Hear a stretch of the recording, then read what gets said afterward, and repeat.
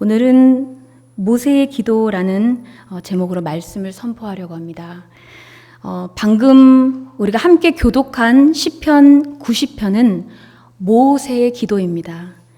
시편은 하나님을 찬양하고 경배하는 150편의 시와 말씀들이 있습니다. 대략 1000년의 기간에 걸쳐서 성령의 감동으로 지어진 아름다운 시와 노래가 실려 있습니다. 그 중에 다윗, 솔로몬, 아삽과 같은 저자가 밝혀진 시편의 말씀도 있지만 저자를 정확히 알 수 없는 말씀도 있습니다. 그 중에 오늘 우리가 함께 교독한 시편 90편은 유일하게 모세가 저자인 시편 말씀입니다. 하나님의 사람, 위대한 선지자 모세의 기도가 담겨져 있습니다. 모세는 하나님 앞에 어떤 사람입니까? 신명기 34장 10절에서 12절의 말씀을 보면 이스라엘의 모세와 같은 선지자가 일어나지 못하였나니 모세는 여호와께서 대면하여 아시던 자요 여호와께서 그를 애굽 땅에 보내사 바로와 그의 모든 신하와 그의 온 땅에 모든 이적과 기사와 모든 큰 권능과 위엄을 행하게 하심에 온 이스라엘의 목전에서 그것을 행한 자이더라 라고 나와 있습니다. 모세는 하나님께서 그와 대면하여서 명백히 알고 은밀한 말로 하지 아니한 자였습니다. 또한 민수기 12장에 보면 그는 여호와의 형상을 본 자였습니다. 그리고 모세는 바로와 그의 모든 신하와 애굽의 온 땅에 또한 이스라엘의 목전에서 하나님의 큰 권능과 위엄을 나타내며 이적과 기사를 행한 자입니다. 우리 모두가 알다시피 애굽으로부터 이스라엘을 해방시켰으며 또한 40년간의 광야 생활을 이끌던 자였습니다. 하나님과 그의 온 집을 위하여 또한 충성한 자이지요. 그러한 하나님의 종 위대한 선지자 모세가 오늘 시편 90편을 통해서 하나님께 무엇을 기도하고 있습니까? 우리는 오늘 시편 90편을 통해서 하나님의 종 모세가 무엇을 하나님께 기도하는지를 깨닫게 되기를 원합니다. 첫째로 모세는 주께서 우리의 거처가 되심을 기도하고 있습니다. 시편 90편 1절 말씀에 보면 주여 주는 대대에 우리의 거처가 되셨나이다. 하나님은 우리의 거할 처소입니다. 우리가 반드시 거해야 할 처소이지요. 그 안에 거할 때, 우리가 하나님 안에 거할 때에 하나님은 우리의 아버지가 되시고 우리는 그분의 자녀가 됩니다. 요한복음 15장의 4절에서 5절 말씀 너무나 잘 아는 말씀인데 내 안에 거하라 나도 너희 안에 거하리라. 가지가 포도나무에 붙어있지 아니하면 스스로 열매를 맺을 수 없음 같이 너희도 내 안에 있지 아니하면 그러하리라. 나는 포도나무요 너희는 가지라. 그가 내 안에 내가 그 안에 거하면 사람이 열매를 많이 맺나니 나를 떠나서는 너희가 아무것도 할 수 없음이라. 아멘. 이처럼 우리는 하나님 안에 반드시 거해야 합니다. 하나님은 나의 거할 처소만이 아니라 우리의 거할 처소 그리고 오늘의 말씀처럼 대대의 거할 처소가 되십니다. 영원한 생명의 거처가 되신다는 말씀이시죠. 근데 하나님은 우리가 평안할 때만 거하는 처소는 아니십니다. 시편 46편 1절 말씀에 보면 하나님은 우리의 피난처시요 힘이시니 환난 중에 만날 큰 도움이시라.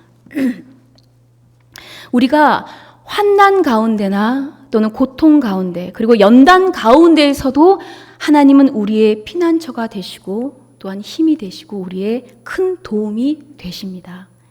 이스라엘 백성들이 애굽의 땅에서 평안과 안식이 없었을 때에도 또 광야에 나와서 먹을 것과 마실 것이 없었을 때에도 주께서는 그 환난 가운데 그 고통과 연단 가운데에서도 이스라엘 백성들의 힘이 되시고 거처가 되시고 피난처가 되셨습니다. 그래서 이스라엘 백성들이 오늘 모세의 기도처럼 주여 주는 대대로 우리의 거처가 되셨나이다 라는 믿음의 고백이 나올 수 있도록 깨닫게 하셨습니다. 우리의 영혼이 평안할 때나 또는 육신이 편안할 때나 또는 그와로 완전 다르게 내 삶이 황무지같이 고난 가운데 휩싸일 때에도 이 모든 상황 가운데에서도 하나님은 나의 피난처가 되시고 나의 거할 처소가 되십니다. 근데 어떻게 내가 고난 가운데 있을 때, 고통 가운데 있을 때, 연단 가운데 있을 때, 심지어 기쁨 가운데 있을 때 이 모든 상황 속에서 왜 하나님은 거할 처소가 되시는 것인가? 왜냐하면 이 모든 것들이 나의 삶을 온전히 구원해 가시는 하나님의 놀라운 섭리이기 때문입니다. 신명기 32장 10절에 보면 여호와께서 그를 황무지에서 짐승이 부르짖는 광야에서 만나시고 호위하시며 보호하시고 자기의 눈동자 같이 지키셨도다. 아멘. 하나님은 이스라엘 백성들의 그 고통을 잊지 않으시고 애굽 땅에서 부르짖는 그 소리에 응답하셨습니다. 그들을 하나님께서 하나님의 백성으로 부르시고 그 맺으신 언약을 기억하셨습니다. 그리고 그들을 그 고통 가운데에서 또 죄 가운데에서 하나님께서 구원하셨습니다. 이 모든 구속의 과정이, 이 모든 구원의 인도하심이 바로 하나님의 진정한 거처가 되는 것입니다. 하나님의 놀라운 구원의 과정을 우리가 믿음으로 바라보고 고백하는 자는 하나님의 처소에 거하는 자입니다. 바로 그 구원의 은혜 안이 바로 하나님의 진정한 거처입니다. 내가 비천에 처하든지 내가 풍부에 처하든지 어떠한 형편이든지 자족하기를 깨달을 수 있는 것은 이 모든 상황이 하나님이 나를 구원해 가시는 그 구속의 과정임을 믿기 때문입니다. 이 모든 구속의 과정이 하나님의 거처가 됨을 믿기 때문에 내가 그 안에서 어떠한 상황이든지 자족할 수 있고 그 능력의 거처 안에서 모든 것을 할 수 있느니라 라고 내가 믿음으로 고백을 할 수 있는 게 아니겠습니까? 이 구원의 과정에서 우리가 어떤 상황에 있든지 하나님이 우리의 거처가 되신다는 확신과 우리가 또 그 안에 거해야 함을 믿음으로 고백하는 것, 그리고 그 처소 안에서 우리가 거하면서 성령의 열매를 맺고자 하는 결단이 지금 우리에게 필요한 것입니다. 신명기 33장 29절에 모세가 이렇게 얘기를 합니다. 이스라엘이여 너는 행복한 사람이로다. 여호와의 구원을 너같이 얻은 백성이 누구냐? 그는 너를 돕는 방패시오 내 영광의 칼이시도다. 아멘. 이스라엘은 여호와 하나님의 놀라운 구원을 얻은 백성들입니다. 이스라엘같이 광야로 이끄심을 받은 백성이 누구입니까? 이스라엘같이 불기둥과 구름기둥으로 또 만나와 메추라기로 인도함을 받은 백성이 누구입니까? 황량한 광야에서 반석의 샘물로 구원을 얻은 백성이 누구입니까? 바로 이러한 놀라운 구원을 경험한 모세는 오직 하나님만이 주여 주는 우리의 대대의 거처가 되십니다 라는 믿음의 기도가 나올 수밖에 없는 것입니다. 우리 믿음의 선한 싸움을 싸우고 있는 성북교회 성도 여러분, 우리는 참 행복한 사람입니다. 왜냐하면 여호와의 구원을 또한 우리같이 얻은 백성이 누구입니까? 하나님의 놀라우신 구원의 은총을 깨닫고 고백하는 우리는 정말 너무나 행복한 사람입니다. 그래서 우리도 모세와 같은 기도가 나옵니다. 주여 주는 대대에 우리의 거처가 되셨나이다. 아멘. 혹시 아무 걱정 없는 편안한 하나님의 거처만을 바라보고 있다면, 그래서 지금 내 삶을 살아가고 있는 나조차도 내 삶을 이해하지 못하고 원망하고 불평하고 있는 그런 어리석은 삶을 혹시 살고 있지는 않습니까? 진정한 거처는 나를 온전히 구원해 가시는 하나님의 그 구속의 모든 과정입니다. 그 구원의 과정이 바로 내가 하나님의 거처 안에 거하는 축복된 삶입니다. 그래서 우리가 하나님의 그 구원의 과정 안에 거하고 있음을 깨닫고 믿음으로 고백하는 자, 그래서 결단하고 확신하는 자가 되어서 하나님 안에 거함으로 인해서 많은 열매를 맺는 주님의 귀한 자녀들이 되기를 축복합니다. 우리가 영원하신 하나님 안에, 그 거처 안에 거해야 하는 까닭이 있습니다. 그 이유는 우리는 영원하신 하나님 앞에 한순간인 인생뿐이기 때문입니다. 모세는 영원하신 하나님을 믿음으로 고백하는 기도를 드립니다. 오늘 시편 90편 2절에 한번 다 같이 읽어볼까요? 시편 90편 2절 말씀. 산이 생기기 전, 땅과 세계도 주께서 조성하시기 전, 곧 영원부터 영원까지 주는 하나님이시니이다. 아멘. 주는 영원하십니다. 그러나 우리는 그 영원하신 하나님 앞에 어떤 존재이죠? 밤의 한순간 같은 유한한 존재입니다. 그의 피조물입니다. 하나님 우리의 창조주가 되시고 우리는 그의 피조물이 됩니다. 우리는 아침에 피어서 저녁에 지는 꽃과 같고 풀과 같은 존재이지만 하나님은 우리의 창조주시며 영원하시고 무궁하신 우리의 영생의 거처가 되십니다. 대대의 거처가 되시는 것이죠. 3절 말씀에 보면 주께서 사람을 티끌로 돌아가게 하시고 말씀하시기를 너희 인생들은 돌아가라 하셨으니, 우리는 모두 유한한 피조물로서 죽으면 땅으로 돌아가는 한순간의 인생들 뿐입니다. 아무도 예외는 없습니다. 그러나 이 중요한 사실을 우리는 참 너무도 까맣게 잊고 살아가고 있습니다. 우리가 하나님 앞에, 그 영원하시고 우리를 창조하신 그 하나님 앞에 우리는 한순간의 인생뿐인 우리 자신을 잊는 것뿐만이 아니라 하나님이 우리의 창조주 되시고 우리가 그 창조주 되신 하나님을 예배하고 경배해야 되는 피조물이라는 사실, 우리가 하나님을 떠나서는 선한 열매를 맺을 수 없다는 그 사실을 우리는 알아도 깨닫지 못하고 살아가고 있습니다. 참으로 우리의 삶이 참 어리석고 어리석은 것은 이와 같이 가장 기본적인 믿음의 개념이 우리의 신앙 안에 제대로 세워져 있지 않다라는 사실입니다. 즉 우리가 좋지 않은 의미로 쓰지만 너 참 개념이 없구나 하는 것처럼 우리 삶 속에도 이런 믿음의 개념이 없는 무개념의 신앙생활을 우리가 하고 있습니다. 이 무개념의 신앙생활은 우리를 이 짧은 생애 동안 죄악 속에 거하게 합니다. 그리고 물질의 노예가 되게 합니다. 그리고 우리 눈에 보이는 것에만 매달리고 거기에 얽매이게 만듭니다. 그리고 일평생, 이 짧은 일평생 동안 하나님의 진노하심과 분노하심만이 우리의 인생에 채워갈 뿐입니다. 그리고 하나님의 섭리를 거스르게 됩니다. 이런 믿음의 개념이 내 안에 세워지지 못하고 확장되지 못하는데 어떻게 나로부터 하나님 나라가 확장되겠습니까? 이런 믿음의 개념이 내 안에 세워지지 않는데 어떻게 우리가 믿음의 진보를 이루겠습니까? 우리는 영원하신 하나님 앞에서 나는 한순간의 인생뿐임을, 그리고 하나님을 떠나서는 내가 선한 열매, 의의 열매를 맺을 수 없는 연약한 존재라는 사실을 깨달아야 할 것입니다. 그래서 우리 한번 시편 90편, 오늘 본문 말씀에 시편 90편의 4절에서 9절 말씀을 한번 같이 합독을 한번 해보겠습니다. 시편 90편 4절에서 9절까지 우리 한 목소리로 한번 읽어보겠습니다. 시작. 주의 목전에는 천년이 지나간 어제 같으며 밤의 한순간 같을 뿐임이니이다. 주께서 그들을 홍수처럼 쓸어 가시나이다. 그들은 잠깐 자는 것 같으며 아침에 돋는 풀 같으니이다.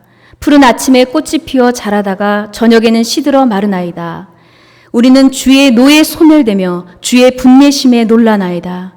주께서 우리의 죄악을 주의 앞에 놓으시며 우리의 은밀한 죄를 주의 얼굴빛 가운데에 두셨사오니 우리의 모든 날이 주의 분노 중에 지나가며 우리의 평생이 순식간에 다하였나이다. 아멘.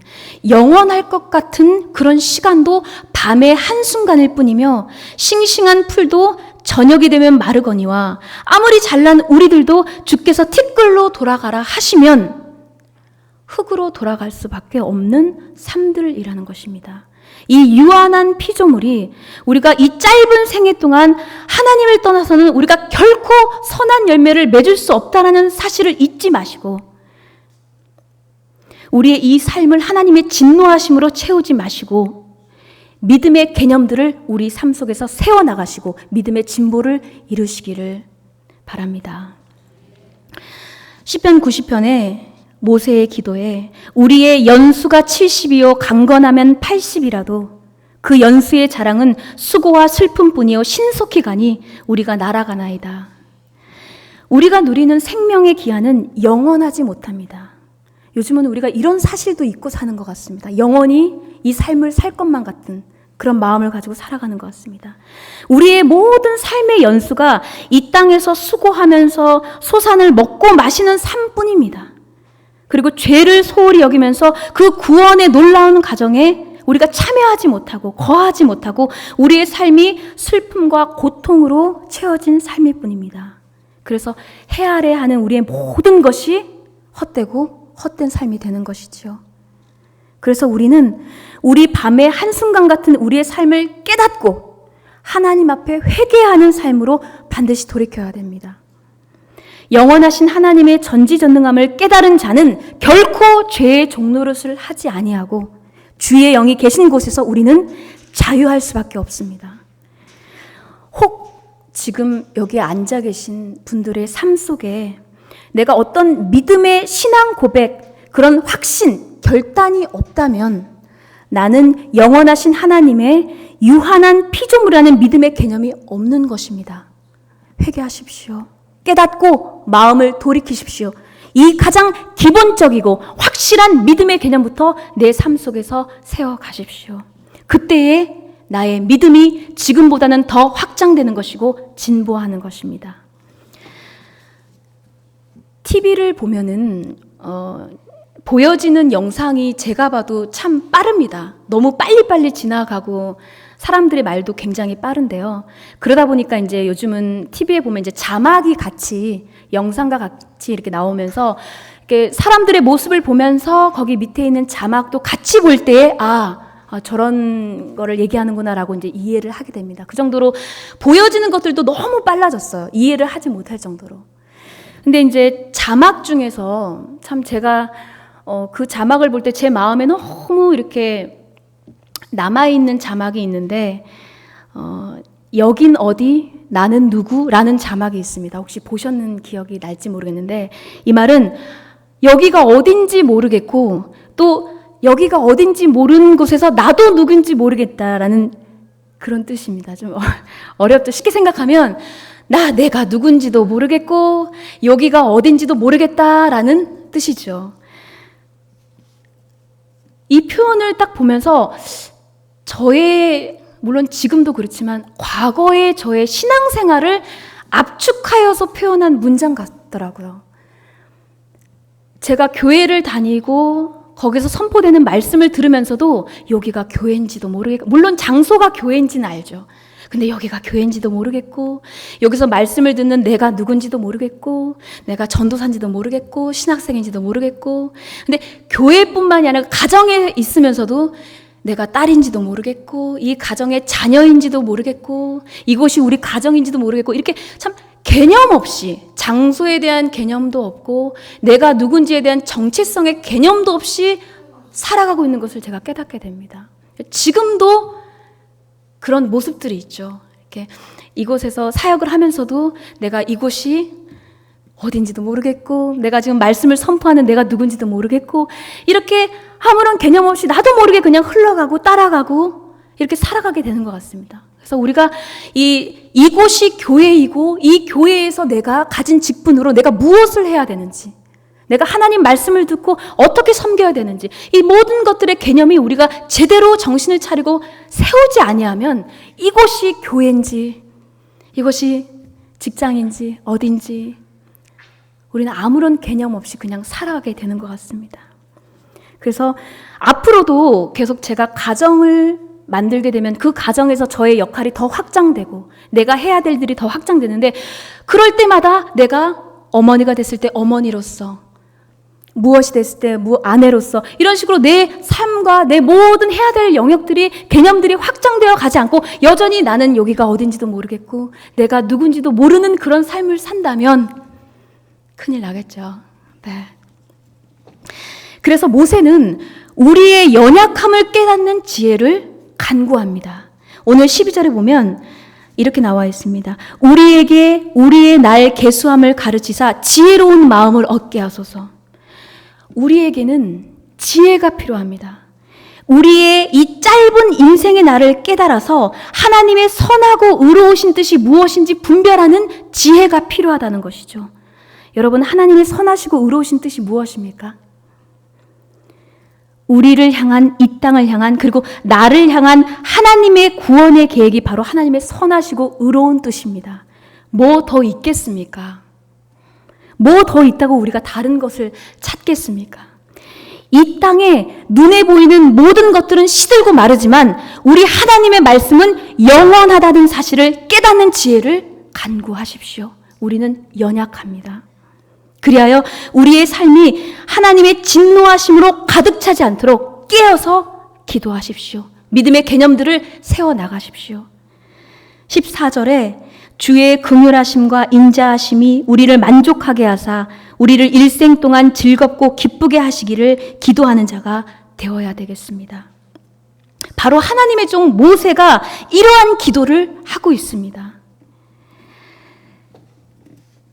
그리고 이스라엘에게 행하신 구원을 대대로 주의 종들에게 그리고 그들에게 자손들에게 나타내심을 또한 모세는 간구하고 있습니다. 그리하여 그들의 자손들이 대대로 이 하나님을 듣고 이스라엘이여 우리같이 구원을 얻은 자가 누구냐라는 사실을 깨닫고 고백하는 백성이 되기를 간구하고 있는 것입니다. 그래서 우리를 구속의 과정으로 인도하신 분이 하나님이시라는 것을, 그리고 온 이스라엘이 대대로 주는 우리의 거처가 되심을 믿음으로 고백하는 기도를 지금 모세가 하고 있는 것입니다. 바로 이것이 우리의 기도가 되어야 됩니다. 제가 이 시편 90편의 말씀을 이렇게 묵상하면서, 전에도 여러 번 읽었지만 이렇게 말씀을 준비하면서 모세의 기도를 이렇게 마음속에 묵상하면서 나도 모세와 같은 신앙 고백으로 기도를 해야 되겠다라는 그런 마음이 들었습니다. 그래서 이렇게 한번 고백을 해보고 싶습니다. 아버지, 주는 전지전능하시며 천지를 창조하신 창조주이십니다. 나는 하나님의 피조물입니다. 밤의 한순간 같은 나의 인생의 연약함을 깨닫고 영원하신 하나님의 놀라우신 그 구원을 보게 하여 주시옵소서. 하나님, 나는 행복한 사람입니다. 나와 같이 구원을 얻은 자가 누구입니까? 감사합니다. 주의 행하신 일들을 나의 가정과 직장과 삶의 곳곳에서 나타내시면서 주의 영광을 나의 그리고 우리의 자손 대대로 드러내소서. 주는 대대로 나의 거처가 되십니다. 아멘. 이런 신앙 고백이 나오게 됩니다. 그리고 마지막으로 모세는요, 17절의 기도에서 주 우리 하나님의 은총을 우리에게 내리게 하사 우리의 손이 행한 일을 우리에게 견고하게 하소서라고 기도합니다. 우리의 손이 무엇을 행해야 됩니까? 죄를 짓고 하나님의 진노하심을 더하는 일을 행해야 합니까? 아닙니다. 하나님의 구속에 행하신 일을 나타내는 축복의 통로가 바로 이 손이 되어야 됩니다. 우리의 손이 하나님의 놀라우신 구원의 통로가 되어야 합니다. 꼭 손으로만 하는 일을 말하는 것이 아니라 내 입술로, 내 삶으로 행하는 모든 것들이 구원을 이루는 섬김의 행함이 되어야 하는 것입니다. 이것은 그냥 되는 것이 아니라 내가 그가 내 안에 거할 때에 많은 성령의 열매들이 내 손을 통해서, 그리고 내 입술을 통해서, 내 삶을 통해서 열매를 맺으면서 더 견고하게 되는 것이 아니겠습니까? 아멘. 우리도 모세처럼 우리의 손이 행한 일을 아버지 견고하게 하소서. 우리의 손이 행한 일을 견고하게 하소서. 이렇게 기도하는 자들이 되어야 되겠습니다. 여러분, 내가 어떠한 상황에 처해 있든지, 비천에 처하든지 풍부에 처하든지 그 모든 과정이 나를 구원해 가시는 하나님의 놀라운 구속의 과정임을 믿음으로 고백하십시오. 그리고 창조주이신 하나님 앞에 나는 유한하고 연약한 인생이라는 것을 깨달아 내가 누구이며 내가 서 있는 이곳이 어디인지 바로 알고 회개하며 하나님 안에 거하십시오. 그리하여 이 짧은 내 삶을 하나님의 진노와 분노로 채우지 마시고 하나님의 영광이 드러나는 복된 삶으로, 기쁨의 삶으로 승리하시기를 바랍니다.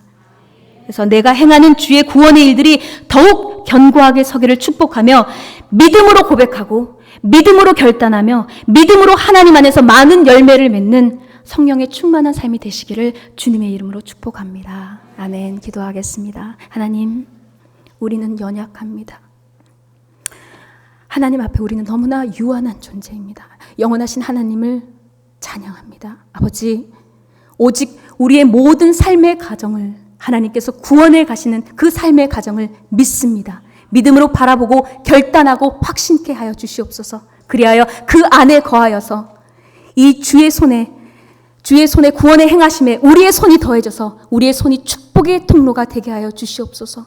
우리의 손에 행한 일이 견고하게 하여 주시옵소서. 아버지, 그 신실하신 하나님을 믿고 나아갑니다. 주여, 우리의 영원한 대대의 거처가 되어 주시옵소서. 감사합니다. 예수님의 이름으로 기도드립니다. 아멘.